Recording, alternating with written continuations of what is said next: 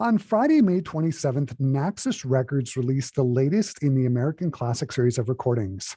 This latest CD, Summerland, features the music of a composer who is described as the dean of African American composers, William Grant Still.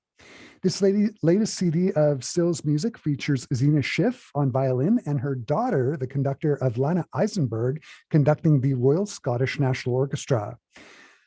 Multi-award-winning violinist Zina Schiff is a protege of Jascha Heifetz and has really done it all, from performing solo recitals and giving master classes all over the world to recording 16 full-length albums, to studio session work for film scores and backup recording sessions with prominent artists, notably Chet Atkins and the Man in Black, Johnny Cash.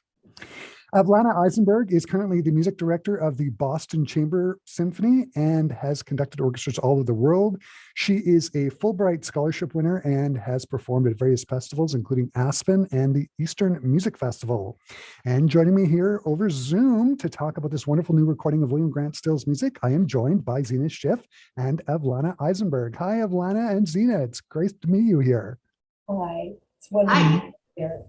I have to say, I'm a big fan of William Grant Still's music. I just love it.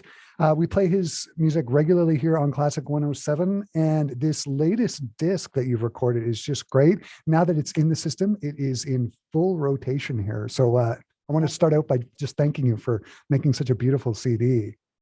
Thank you for playing it. Exactly. Zina, I want to start with you. You knew William Grant Still. How did you meet him? And as a person, what was he like? Well, I met him when I was a child. He was a regular visitor at the youth orchestra where I played, the Maraboo's California Junior Symphony. And at the time, I didn't even know he was a composer, although I believe we played some of his music, but it didn't connect to me. I was 6 when I got into the orchestra, and I had seen him there very frequently. And he did come up to talk to me after my very first solo appearance with the orchestra in a Vivaldi concerto. And he told me to keep practicing, and I did. But my impressions were of a really kind, gentle man who loved children. And later on, I found out that that was very true. So that's wonderful. What was the first piece of his that you played? And from what I can gather, William Grant Still's music, you keep coming back to. What is it about his music that keeps drawing you back? Well, he loved and breathed melody, and for a violinist, what can you ask for more than that? I found out who he really was because I thought he was this movie star, and in the early 90s, the producer Dana Paul Perna sent me music. I wanted to do an American album with piano, and he sent me 6 works of William Grant Still, and I immediately fell in love with them. And I did research, and then I saw his photo and realized I knew this man from Maraboo's orchestra. But I recorded them, and that album actually came out in, I think, 97. And that was actually it's called Here's One, and that was one of the pieces, Here's One, this beautiful transcription of the spiritual. And I continued performing him. I learned the pastorella, I learned the suite, and I really played his music all over the place. I played it in Jerusalem, I played it in Taiwan, I played it everywhere in between. And finally, we had the opportunity to delve into the works with orchestra. And of course, there wasn't an album full of that. And that gave Avalana the opportunity to do all these other world premieres. So it really was an exciting project. Avalana, I'm going to get you to talk more about this, about how the album came together. Where did the music come from? Is it my understanding that some of this music was still in the original manuscript? How did this music all come together, and how was the recording session put together? That's right. So Dana actually played a pivotal role in this project as well. He had contact with Still's estate. All of these pieces were there. Many of them were in the original manuscript. And once we determined that we were going to do an all still album, it was clear what half of it would be. It would be these beautiful pieces that Zina had already been championing over the years, these violin works with orchestra. But then the question was what we would do to round out the album. And Dana had some ideas and started sending music my way. And every single piece he sent, I thought, this is perfect. This is perfect too. And that created the album. So there really wasn't a lot of give and take because there was no need. We have it was quite incredible. We got his very first orchestral work, right? That's the American Suite. We have one of his late works, Threnody. And we have a range of works with different orchestrations, this fabulous, very short, 51-second, but really dramatic fanfare. Right. And every piece that I was sent was a gem. I couldn't imagine not including it. That said, there are many pieces that still have not been recorded, but that was kind of the organic genesis of this album. Amazing. And who is the Dana that you keep referring to? So this is the producer from Zina's Here's One album. Okay. Wonderful. One of the things that I always find so fascinating about William Grant Still is with his music, there's very often this sense of hope. And he loved America. He took a lot of inspiration from Americana. He was born in Mississippi. And I can just imagine he probably saw the worst in Jim Crow law, et cetera. And yet there's still this sense of hope and optimism in his music. Avalana, why do you think that is? I think he had an incredible capacity for love and to appreciate what was around him and the potential he saw, both in humans and in the world. And I find it quite remarkable. I don't know that I could muster up that level of hope, to be clear. Yeah. But it is incredible. I mean, and in a way, this CD, one way to think about it is these different dimensions of love that he depicts through music, whether it's of his adopted state of California in Pastorella, whether it's of his dog, Schiff, in Quit Dat Foolish. And not to mention love for his family, one of the most intimate pieces on the album, Mother and Child, that really just brings forth this purity of familial love. So I think he was also deeply devout, and Summerland, for example, was his depiction of heaven. So I think he had an incredible imagination and could envision a better world and was intent on doing his part to portray that through music and to imagine it for all of us. Amazing. Zina, can you talk about the violin suite? My understanding is it's inspired by 3 works of art. How does the art make its way or manifest itself in the suite? In the liner notes, I actually write that he translated them, and that's how I see it. He knew these works through Alain Locke's book, The Negro in Art, that had come out in 1940, and these became iconic works from the Harlem Renaissance. And I think that his eye went to his heart, went to his hand, and he just embodied each of these pieces in a way that came into the music. These were 3 wonderful artists and 3 really exceptional pieces of art. And he saw that and they spoke to him, because I think the strength of the African dancer and the tenderness of the mother and child, and then of course the sassiness of Gammon, he related to all of that and could translate it so beautifully. I've seen 2 out of the 3 pieces of art, and the third one, Mother and Child, I've seen photos of them, of it in several versions, and the music relays each perfectly. Avalana, can you talk about some of the inspirations behind some of the music on the CD? I mean, you've got inspirations of California, the Railroad, and even the Tuskegee Airmen. Can you talk about some of the orchestral works on the disc in regards to that relationship? Sure. Well, so the very first work on the album, Can't You Line 'Em, he was inspired by a work song. This was a song that men would actually sing, this call and response while they laid track. And it was a way to keep the rhythm of the work they were doing and also probably to kind of keep morale up. And this piece had been re-envisioned by many, including Leadbelly and famously by Aerosmith in Hangman Jury. But this is still orchestral manifestation of the song. And you hear the call and response through the instrumentation, and he does such a masterful job orchestrating. Yeah, I know. I played the first track on the disc, and then started reading the booklet, and I was like, "Yeah, that's totally it. It sounds like a work song, and that's exactly what it is." Can you talk about the fanfare and the pastorella, his love letter to California, a bit? Sure. So fanfare.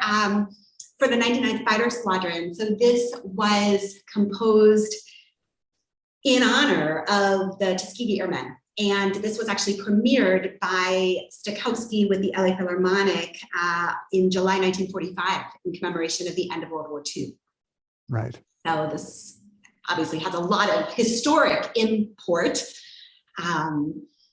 And as for Pastorella, so he actually in the score writes that this is a tone picture of California, and he describes the unity in variety, which I found a really interesting way to think about this piece, because of course California is a vast state. I happen to be from California, as is Zina, so I think this piece resonated with both of us also in terms of a very special place. And this variety is very clear. It almost starts in a somewhat primordial way. And throughout the piece, it's like we see different vistas, and some of them, you get a sense of the different topography, some very sharp cliffs, but also the rolling hills and the water. And I think it all comes through, and the place invites that depiction and that range of emotion, and I just think the way he uses the orchestra to paint those contrasts is so compelling. One of the things I love about his music is he definitely how to write for strings. His string writing is beautiful. Speaking generally, when I think of Grant Still's music, I don't think of hard edges or a lot of dissonances. Avalana, as a conductor, how did you approach the scores? And what kinds of things did you have to watch out for when you were preparing for the recording? So one thing I really appreciated is it still doesn't mark that much by way of descriptors, but those that he does include are really important and very telling. And so and just in terms of the character, and a lot of that also comes through as you look at the instrumentation, right? And some of it very sparsely scored, and at other moments he has everyone in the orchestra playing at full volume. And I think a combination of his orchestration and the use of these different instruments, plus some of these descriptors, like for example, at the very beginning of the violin suite, he writes majestically, and everyone in the orchestra has a double forte, but it's not just any loud, right? It's majestic. And I think too, what Zina was describing before, it conjures up this same majestic flair that we see in the African dancer. That's the piece of art that he's inspired by. And there are moments that he says, this should be graceful, or this should be strict, or this should be with humor.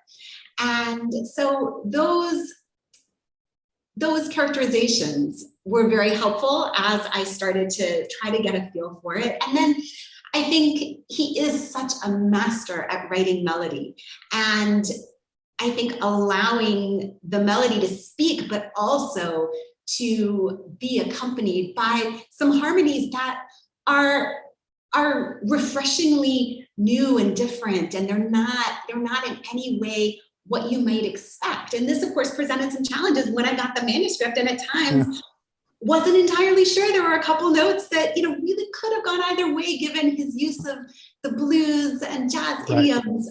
And so, but I do think there's something that it's not simple music, but it's incredibly accessible because it's so personal, and there are these beautiful moments of dissonance, but they mean something. It doesn't feel like they're just these random notes stuck in for the sake of something trendy or different or new. It all is towards this broader end. So in that way, it was very organic and in a way quite easy to prepare, just because there was something very natural about it.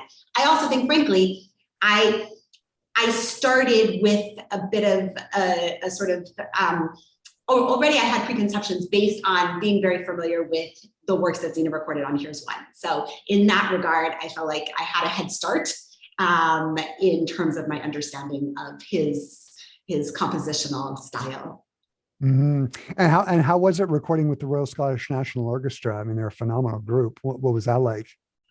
I mean, you just said it. They're a phenomenal group, and I think from the very first downbeat, and keeping in mind that the very first downbeat is part of the recording session. There's no rehearsal time. At the very beginning, red lights on, we're recording, and from that very first note, that note that still writes at the top of the score majestically, they felt it, and they, William Grant Still was brand new to most of them. Many of them had not heard of him before.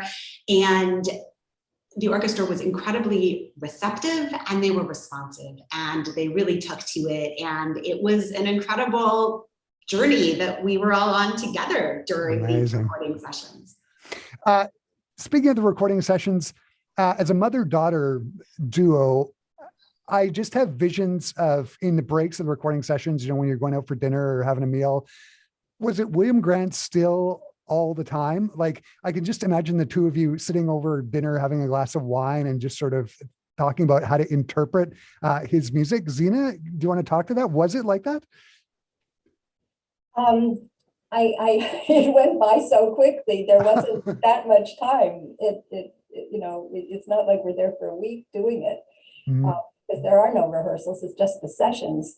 But yes, I think that in the breaks, we certainly were exchanging Still commentary and still working on it. I mean, it's a progression. And I was always wanting Avalana's comments, and we always try to make it better. But yes, we were living and breathing Still, and actually it was really quite interesting, because the day after the recording, we had to sleep over, and before we left, we went to this kind of mansion castle, and they had a Still cafe. That was the name of the cafe. So Still was there just entirely. Right. From the beginning, in many, there was a lot of serendipity there, and but yes, it's all consuming in between the Indian dinners. Yes, right. I'm going to wrap the conversation up this way. Some of the music on this fabulous CD has never been recorded before. I'm going to ask the question to both of you. How does it feel to have this stuff finally recorded, some of this amazing music? And what do you hope listeners will take away from the CD? Avalana, maybe I'll start with you. Sure. So it is the case that each of these pieces, this is their first orchestral recording. And once we realized how many there were, that became also a theme of this CD. On the one hand, it's incredibly exciting that these pieces are now on a commercial recording, and I'm thrilled and feel so privileged to have been part of this project. It's also sobering to think that this is not actually new music. These pieces were composed generations ago. They have been sitting and by and large gathering dust. Many of them, of course, like Summerland, has been performed in its piano version and has been transcribed for other instruments. But in terms of the orchestral music, this is the first. And so I think that at the same time that it feels celebratory in a certain way, it's also a reminder that this is a long time coming. And and also, to me at least, serves as a motivation to make sure that this is just the beginning, that it doesn't turn into just a passing phase, and that hopefully this will inspire other people to perform these works in concert, and that this will certainly not be the last orchestral recording of any of these pieces. Yeah. And as for what I hope listeners take away, I just think that this album presents a biographical sketch in a way of Still's output, and just the realization of how varied his works are. His first symphony, the Afro-American Symphony, was actually played a lot. In fact, until 1950, it was the most performed symphonic work by an American composer. But so much of the rest of his music has been in obscurity. And so I guess my hope is that through this, people will start to discover the vast expanse of Still's output. And we're just beginning to discover it. Yeah, that's right. Zina, how about you?